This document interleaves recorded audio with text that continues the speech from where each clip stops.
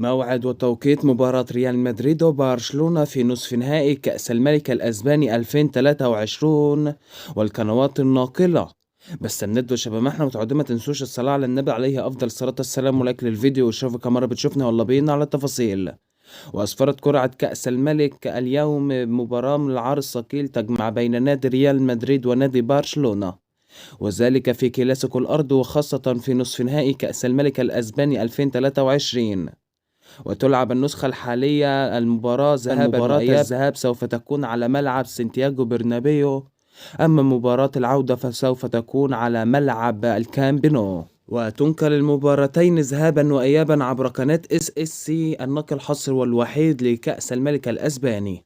والمباراة هتكون يوم 28 من فبراير 2023 28/2/2023، ومباراة العودة سوف تكون يوم 4 من إبريل 2023 4/4/2023، وسوف تنطلق سفرات بداية المباراة في تمام الساعة 9 مساء بتوقيت تونس والجزائر، 10 مساء بتوقيت مصر وليبيا والسودان والأردن وفلسطين ولبنان، 11 مساء بتوقيت السعودية والكويت وقطر والعراق وسوريا واليمن.